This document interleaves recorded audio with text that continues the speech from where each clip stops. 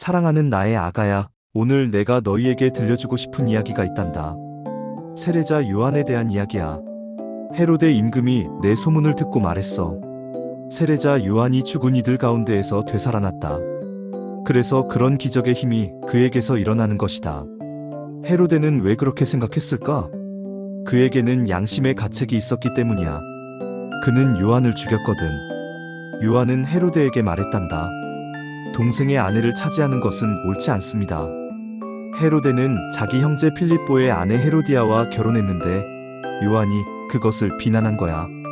헤로데는 요한을 잡아 감옥에 가두었어. 헤로디아는 요한을 죽이고 싶어 했지만 헤로데는 그를 의롭고 거룩한 사람으로 알고 두려워했단다. 그래서 보호하고 그의 말을 들을 때마다 몹시 난처하면서도 기꺼이 들었지. 그런데 헤로데의 생일 잔치 때 헤로디아의 딸이 춤을 추었고 헤로데는 기뻐하며 맹세했어. 네가 청하는 것은 무엇이든지 주겠다. 내 나라의 절반까지라도 주겠다. 소녀는 어머니에게 가서 물었고 헤로디아는 말했단다. 세례자 요한의 머리를 달라고 하여라. 소녀는 즉시 임금에게 가서 요한의 머리를 쟁반에 담아달라고 청했어. 헤로데는 몹시 괴로웠지만 맹세한 것과 손님들 때문에 거절할 수가 없었단다. 그래서 경비병을 보내 요한의 목을 베게 했어. 요한의 제자들이 와서 시신을 거두어 무덤에 묻었지. 나의 사랑하는 아가야, 오늘 이 슬픈 이야기가 너에게 무엇을 말해주는지 아니? 먼저 요한을 보렴. 그는 진실을 말했어. 권력자 앞에서도 위험을 무릅쓰고도 말이야.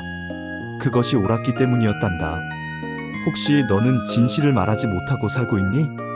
직장에서 부당한 일을 보면서도 내가 나서면 손해야, 나 하나 참으면 되라며 침묵하거나 가정에서 잘못된 일이 있어도 괜히 말했다가 관계만 나빠질 거야라며 외면하거나 교회에서조차 튀면 안 돼, 조용히 있는 게 편해라며 목소리를 내지 못하는 이들이 있을 거야.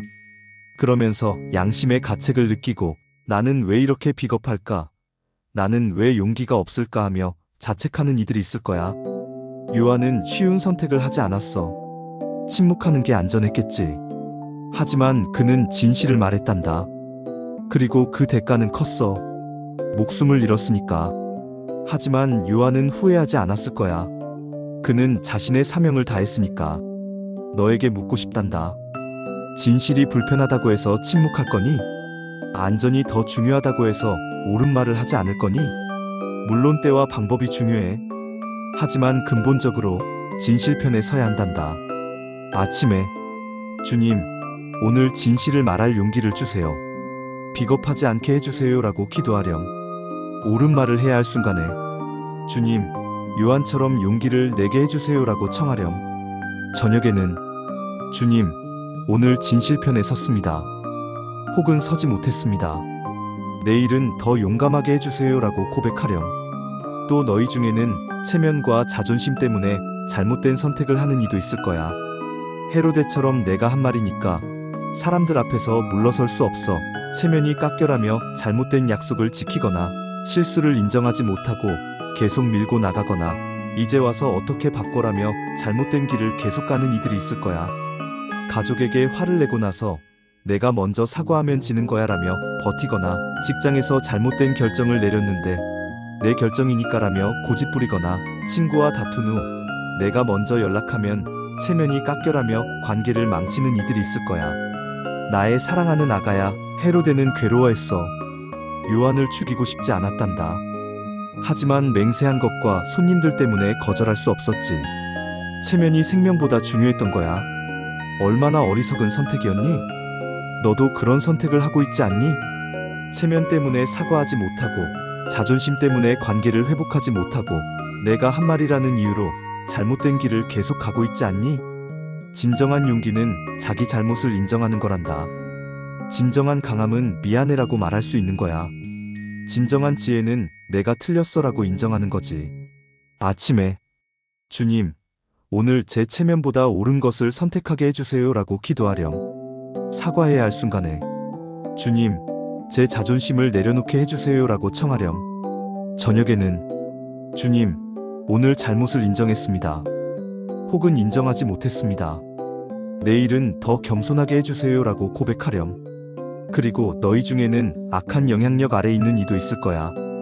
헤로디아의 딸처럼 어머니의 말에 조종당하거나 주변 사람들의 나쁜 영향으로 잘못된 일에 가담하거나 다들 이렇게 하는데 거절하면 관계가 끊어져라며 양심을 거스르는 일을 하는 이들이 있을 거야.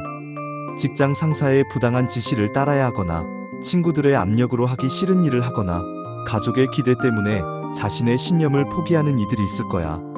나의 사랑하는 아가야, 헤로디아의 딸은 어머니에게 물었고 어머니는 세례자 요한의 머리를 달라고 하여라고 말했단다. 소녀는 그대로 했어. 자신의 판단이 아니라 어머니의 조종을 따른 거야. 너는 누구의 영향 아래 있니? 누가 너의 선택을 좌우하니? 내 양심? 하느님? 아니면 다른 사람들의 기대? 진정한 자유는 옳은 것을 선택할 수 있는 거란다.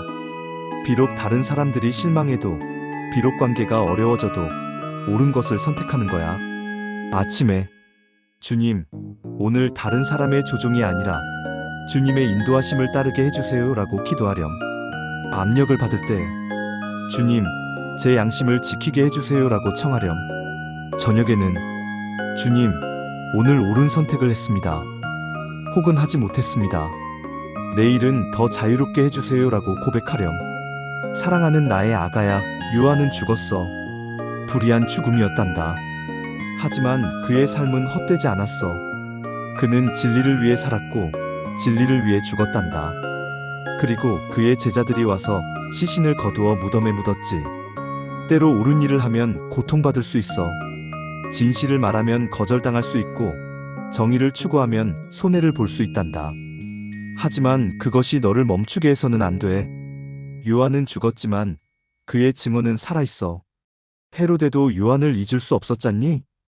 내가 목을 벤 그 요한이 되살아났구나 라고 말할 정도로 말이야. 네가 옳은 것을 위해 서면, 네가 진리를 말하면 그것은 결코 사라지지 않는단다.